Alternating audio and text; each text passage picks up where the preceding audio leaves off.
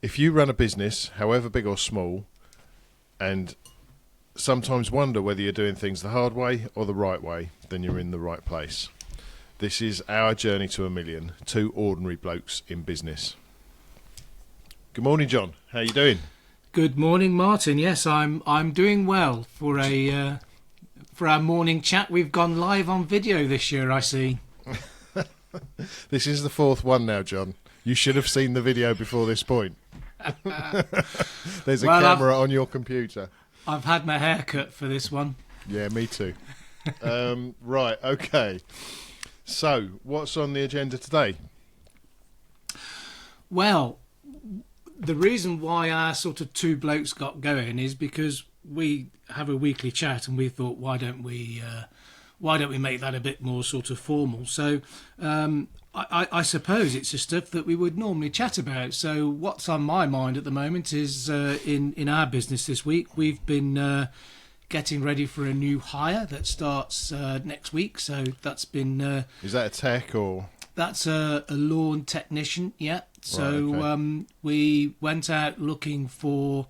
to recruit to replace a part-timer, Chris, who'd been with us for 8 years, who decided that he was going to retire with a full-timer. We advertised over Christmas, and we stopped the Indeed ad at 90 adverts and actually whittled that down. So Sam is starting with us on Monday, and we're all very excited about that. And it was an interesting process. We did it slightly different. We actually aligned our advert to our visions and values. So there we are, talking about visions and values again. So that's been consistent. And our other thing, so that's our exciting bit. Our nervous bit for me is the sales forecast. So this is a new, not a new strategy for us, but we haven't been here for a long time. Normally we're saying to people, come the spring and cultural work, we're full. You should have booked last October. Whereas this year we've actually got capacity. So now that's a big challenge for us to fill that capacity. So those are the things on my mind, Martin. I don't know about how they fit in with you, really. How's your bloke with a broken finger? Well, I mean, it's almost the opposite, but still a problem. This year, we've been gearing up for many years, as a lot of businesses do, to try and get everything in place to make sure that you run a good year. So last year, I've mentioned before, we had like the messy middle. We sort of like forged ahead and had problems left, right and centre. And as long as we were identifying those problems so that we know we could find solutions for them, and then that would make a smoother journey the following year, I was good with that. So come the following year, which we're at now, everything's working full steam ahead. The advertising's working really well. The leads are coming in, the sales are coming in. We then have one of our guys managed to break his finger, unfortunately, poor bloke. So he's been off for 4 weeks. We now find our spring reno period fully booked, and we're not even at the busy period yet. So my problem is finding capacity to get that work done. I don't want to, or do I want to? I'm kind of a bit lost at the moment. I don't know whether to turn the marketing off and make everyone's lives a bit easier, or whether to forge ahead and take the opportunities that are arising. My nature is to try and take the opportunities that are arising, but what's the answer, John? I don't know, Martin. Oh, right. I don't know, but it's interesting, isn't it? Because I think in the past we've had a lot of managing workflow where we don't have capacity, and the way that we've done that with new clients, it's a bit more challenging with existing clients. But with new clients that come on board as an inquiry, we can actually gear them towards autumn renovations, which I know people would feel are actually sort of better. But there's a brief there that actually it gives you a chance to talk to the customer and do things in the right process. Now I know there's a little bit of sort of salesman's license and managing in that, but the right process being, we can target the weeds and the moss now, which means that when we come to do the renovation later on in the summer, or later on in the autumn period, the canvas is clear and it's ready to go. A bit like a painter and decorator. The painter doesn't gloss and then rub down; he rub downs and then glosses. So that's how we've managed some of that capacity in the past. So just making sure that your messaging and your communication is clear and consistent. Yeah, and that's how we managed it with those. For existing clients, I think what we tried to do then was to sort of have a bit of a quick fire cancellation list, that you'll always get the people that want to reschedule a date, and just try and sort of make sure we can slot something back into those dates really. So yeah, I think it's about being consistent, and just having some sort of thought processes there, and it is still, I mean, I don't know if we put a date on the podcast that we're doing, Martin, but it's mid-February at the moment, so we're sort of second guessing a lot of what might happen really, but we do know that when the sun shines, the phones will ring, because that's what happened this weekend. But I don't know whether that helps you or not really. Does that? Well, yeah, you probably do all this anyway, don't you? Well, we do, and I think, like, for me, my numbers will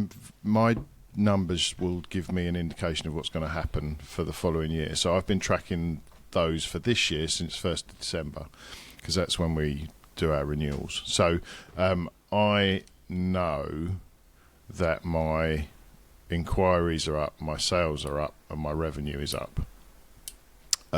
All more than it usually is. So whether that indicates that we're going to have a bumper year, I don't know. But I have also heard yourself saying, like, the sun came out and people are starting to pick up the phone. I've seen another few bits online that people are saying, is anyone else experiencing this? So I don't know whether this is a bit of a bounce back economy-wise, or whether it's just that the weather is picking up after some miserable rain. Who knows? Well, we've had an awful lot of rain, isn't there?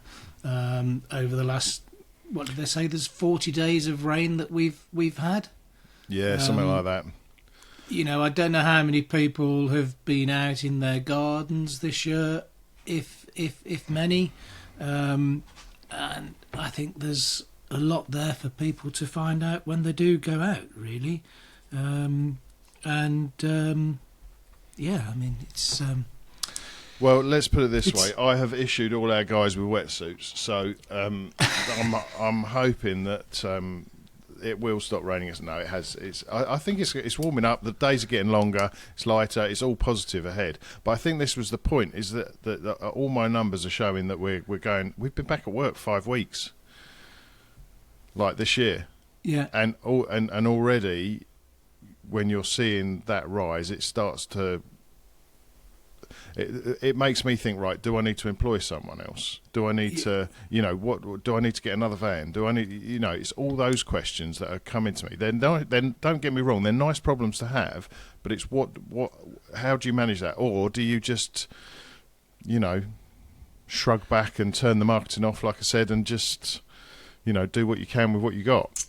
Well, years ago, we used to talk about the 100 days of selling, didn't we? Which, in my retail world, it was spring, and we're in the garden industry, so I think I'd be a bit reluctant to switch off my marketing at the moment if that was a decision that I was going to make, and I would keep it going, because I think the marketing these days, are you electronic marketing, or are you doing sort of post and stuff like that? By electronic, John, do you mean digital? Digital, yeah. Is that what it's called, Martin? Yes, John. I will Facebook drag you kicking and screaming into this century. Is that Facebook and Google ads? Faceache and Instapoo. Yeah, that's the one. Oh dear, I've let our listener down, haven't I? Well, on that note, John, I hasten to say that we can go from singular to plural when it comes to our audience. Ooh. That's brilliant, isn't it? Oh, Let's start thinking the glass is... Two disappointed people. The glass is half full. That is excellent news. Thank you, listeners. Dear. Yeah, so I think for me, Martin, I think I would keep the foot on the gas and keep that marketing going, and then manage it sort of near the time, because we don't know what's going to happen, and I think, you know, a lot of being self-employed is about the mental effect on your head, and I think just keep it going. You don't want to do all that hard work and then chuck away the opportunity. Really, just we can get by. Yeah. Whereas I think for me, I'm having to have a completely different sort of mindset. My philosophy of my team has been we guide the customer. We're not forcing sort of sales, although we have been sort of doing that more often. We've reminded our technicians about the opportunities and their sort of commitment to sort of doing a number of quotes per day, and being the chap that I am, I actually sort of worked on a proper briefing, because we were, again, what we've talked about in our podcast is about scaling, and if you scale, you've got to have policies and procedures and stuff like that. So I spent last week sort of working on a policy document. I called it a canvas document because that's how I used to know it about. That's how it was referred to in my olden days in retail. And I can't wait to talk about policies. Oh, this really gets me going. Come on, talk to me about this policy, John. So, well, it's not a policy; it's a brief. Oh, okay. Oh, right, okay. Well, you called it a policy. No, I said we. You're probably quite right, but I didn't mean a policy like that. You bugger, you've got me going again. So, I'll take your ball home in a minute. So, we talked about as you grow for our 2 listeners. Maybe there's more, Martin. Maybe there's more than 2.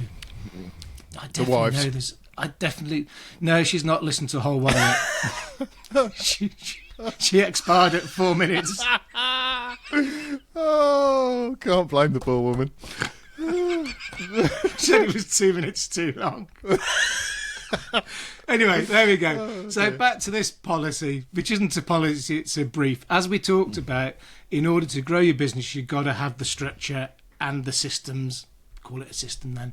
So I thought I would create a canvas brief which outlines why we want, what the target we want to sort of achieve, how that affects the business, and actually what's in it for the guys sort of doing it, and how we're going to support them. So that's what I presented to them and worked through with them on Monday. And that's a bit of a shift change for them, because although we've talked about sort of having commitments like this, we are a small sort of family business, and probably those things don't always come to the top of the list. But I think it's important, as you know, I am working on the business and actually making the business that can run if there was a single point of failure, which is me breaking a leg and being off work for a while. People have an opportunity to know what to do, really. And actually, if it builds up their confidence, and it actually gives my sort of leadership team a bit of an opportunity to say, hey, come on, you know, we asked you to make a monitor of that sort of quotation that you did, then they actually sort of follow those rules. Now, it could be, and this is what I was looking at this morning, because I was looking at sort of the number of quotes that we've done and stuff like that, and it's up. So the guys are giving a big tick. They're doing their commitment and going the extra mile, but they haven't actually recorded it on the spreadsheet, because everybody knows I love a spreadsheet. But actually, that challenges me to think: can I actually make this process even easier by downloading that information off our CRM system? Do you know, everything you're doing there, I think we do, but without a policy or a brief. And I'm not sure whether that's right or wrong, but I think the way I approach that is, rather than getting the guys to do a number of quotes, I will I say to them, you're assessing the lawn. What needs doing to the lawn? If there's something needs doing to it and you're not giving the customer a quote, then you're not doing your job properly. So if it's compact and it needs aerating, then let them know and say, look, I've noticed your lawn is compact, it needs an aeration, I would recommend this, would you like a price? If they say no, say fair enough, you note it down that you've noted that it's compact and it needs aerating and that you've offered them a price. That way, when they come back and say, oh, my lawn's not doing very well, you say, well, it's compact and we did suggest an aeration, 6 months back. Is that something you'd like now? And it's just, for us, it's giving that service level. Because if we're not letting the customer know, they'll come back to us and say, my lawn's not looking great. Why is that? Yeah. And so I think the guys are fairly self-regulating in that respect. Yeah, but that's how you've taught them, isn't it? That's how you've guided them and shared your vision of what Lawns One actually looks like in front of the customer. And I'm sure that didn't happen on day one. It's probably taken some nurturing and some guidance to do that. So you're ahead of that journey compared to us in making it a little bit more formal. Yeah, I think you're right. So in terms of educating the team to do that, to look out for that's customer service. Yeah. Yeah, and interesting. So I talked about Sam, who's joining us. In the past, we've always we've hired people with lawn care, grounds care sort of qualifications, and in the early days, we probably never really.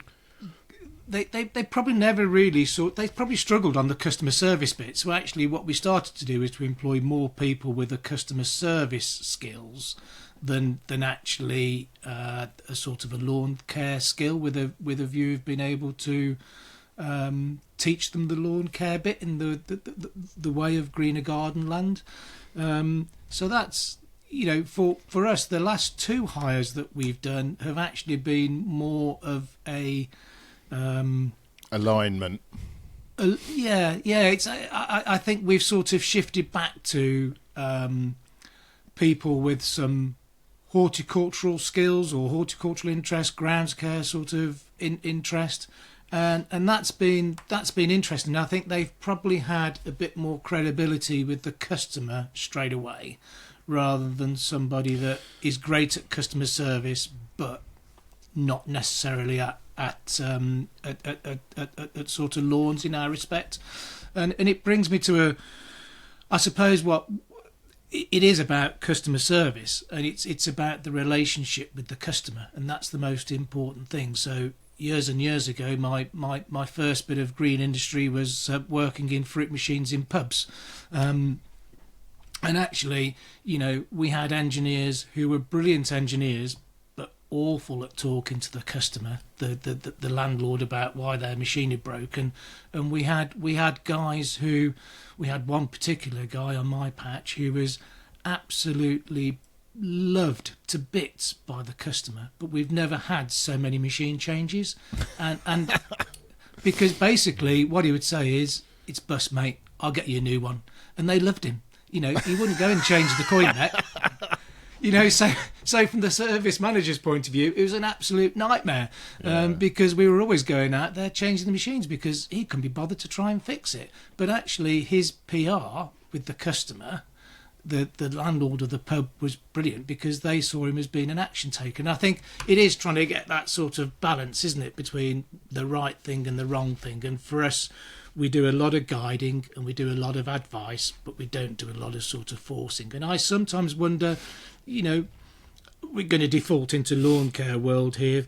So I think that happened about 20 minutes ago. Did it? Yep. Didn't realise. For the two listeners, we were trying to make this a bit more generic so that it would appeal to other businesses. We've failed. Right, okay. No, we haven't. We haven't.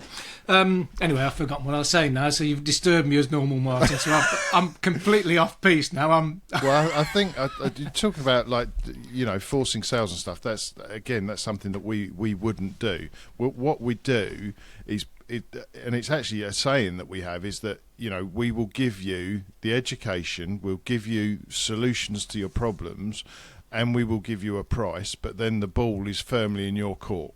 We are not going to push you to do anything. What we're doing is our job. This is what your law needs. This is what we recommend, and this is our price for doing what we recommend. Yeah. Now the decision lies with you. So no pushy selling. We're just doing it, and we record all of that obviously because we don't want any comeback. So, and I think that's one of the big problems, that communication. For us, and we're similar to you in the fact that the first thing I look for in a candidate is responsiveness. If I email them or call them, do they answer? Do they email back? How quickly? I'm not waiting 3 or 4 days for someone to get back to me when they're looking for a job. Yeah, because that's what they're going to do when they start working for me. So responsiveness first, and then, like you say, the customer care aspect, I think is critical. So how do they behave? How do they, have they done things for charity? Do they do things for others in groups or societies or anything like that? Because that's what we do. We do things for others. Yeah, yeah. So I think you're quite right to do that. Yeah, yeah. To do what, Martin? To look for those qualities in your staff members. Go for customer care rather than technical ability. Thank you. Are you back on track? I'm back on track. I'm back with it now. Oh, brilliant! Is your computer turned on, John? My what?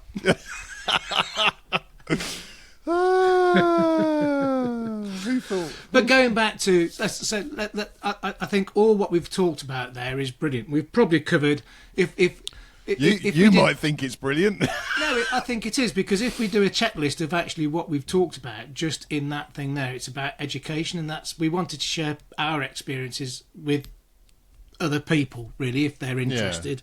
Yeah. And actually, I think what we've come back to there is, I don't go out and do many quotations now. I do most of the quotations online and take part in that sort of process. And sometimes that involves ringing the customer and having a chat about different questions they've asked on that sort of process. When I'd go out and see the customer for the first time, I think that's your real only opportunity to be blunt and frank, because you've got to give them exactly what you've just talked about there, Martin, which I think is, we'll give you the guidance, we'll give you the education, we'll give you the solutions, and we'll give you a price for doing the job. They can't, and that quotation, the survey, the initial survey, is probably the most important sort of survey that you're going to do, because that becomes the benchmark to what you can measure it against. Yeah. And the standard to which you supply that or complete that process is what you're measured on by the customer. So if you make mistakes, if you don't do what you say you're going to do, if you don't turn up on time, if you're not well presented, and that doesn't go just for you, but that goes for any member of your team at scale. That's why you've got to be doing the same thing time and time again. Yeah. Brilliant. Okay, so what's been happening in your world then, Martin, other than fretting about production capacity? You're full, I've got capacity. Well, the other thing we embarked on is that we're putting out a new website that should be out either today or tomorrow. So we've been working on that since July last year. So I've got that on my plate. We're still trying to manage the schedule, really. That's the biggest thing, because and also looking after. I don't know whether to say his name, but one of our guy that's broken his finger. I feel for him because he's like a month on sickness because he twisted the break is a twist, so he's had to have it operated on. So he's probably out till the beginning of March, so that's 4 weeks out. That's 4 weeks with just sick pay, and you're just thinking, like, what can you do to help him?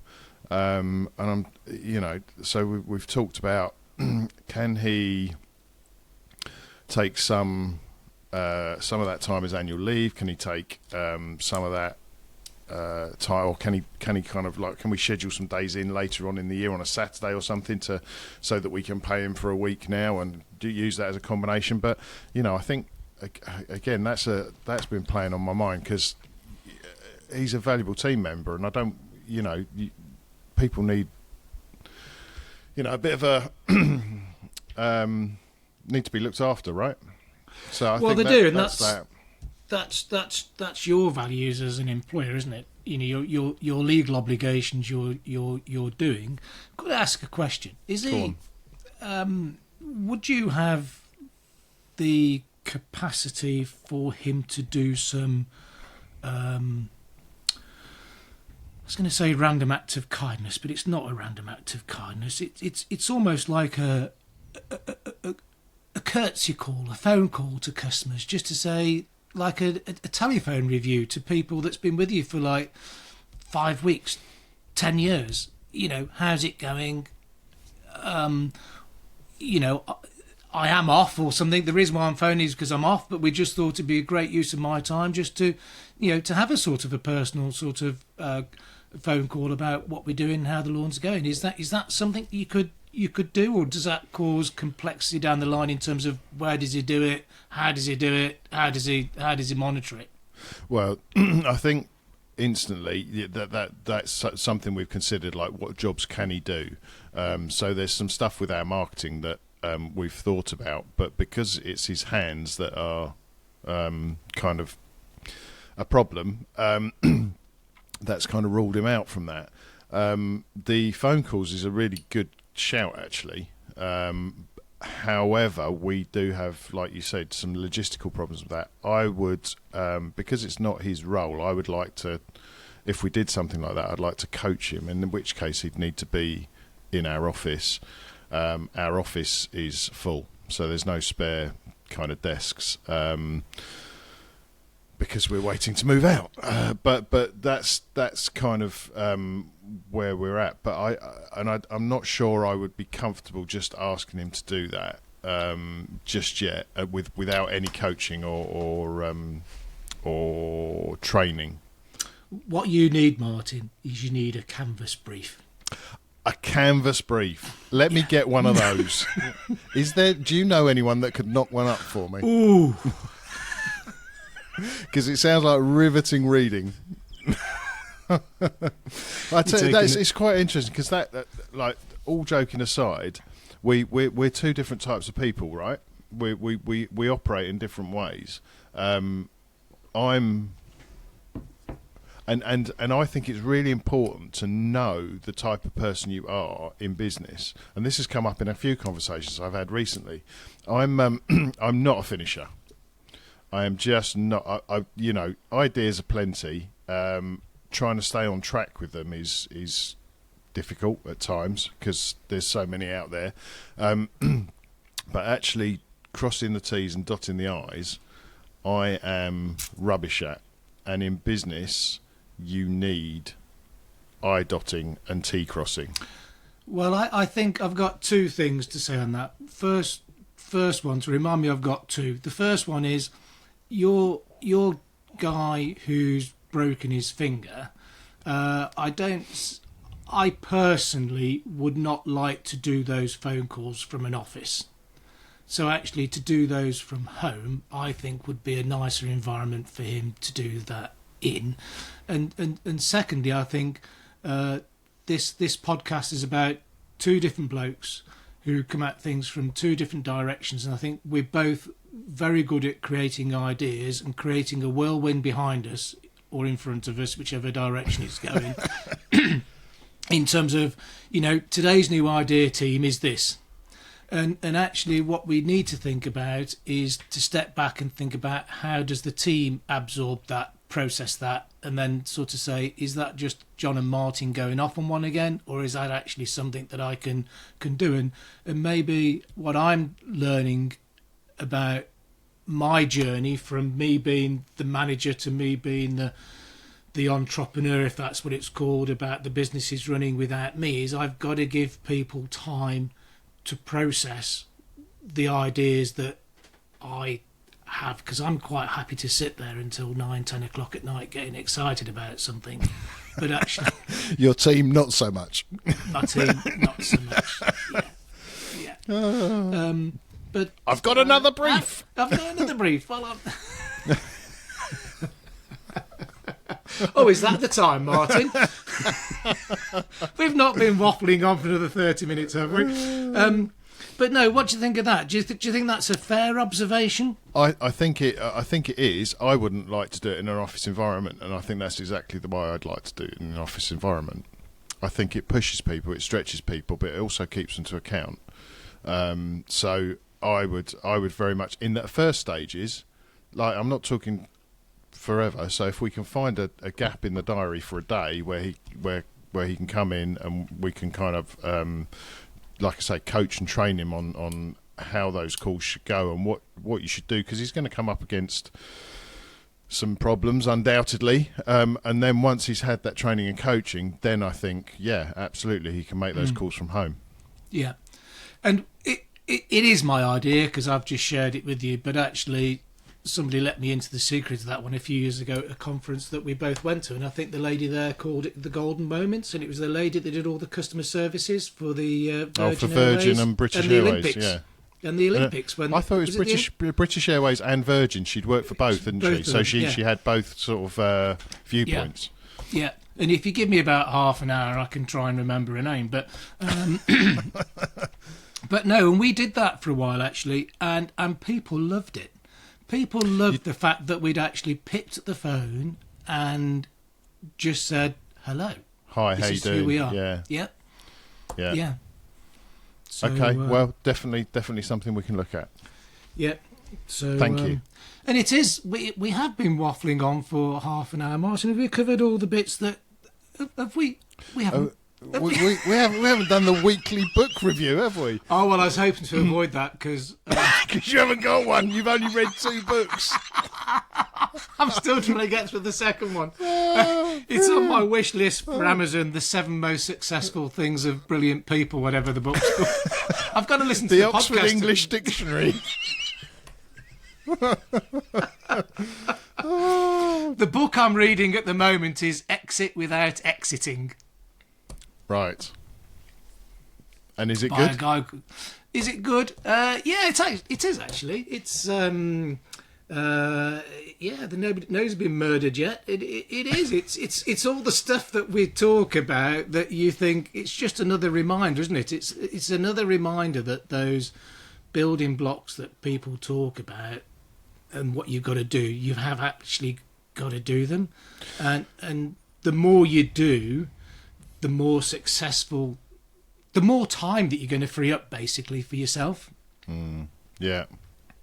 Well, I think I saw something the other day that said I think it went something along the lines of between an idea and success is about 20,000 hours of hard work, and I thought, yeah, that I can relate to that, and I think some people forget that you've got to put that graft in to get to that point where you can exit.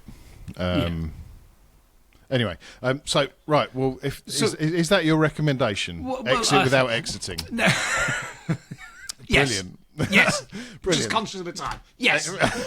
You need to get away. What do are you? you? I might keep hanging on. Oh, this is a very long book recommendation. It's I would recommend Whale Done by Ken Blanchard. Excellent book. It'll all become apparent when you look it up. But that would be mine. So are we wrapping up then, John? Yeah. Well, what does the rest of your week hold for you then? Just very quickly. Well, I mentioned website launch will be at some point. What else are we doing this week?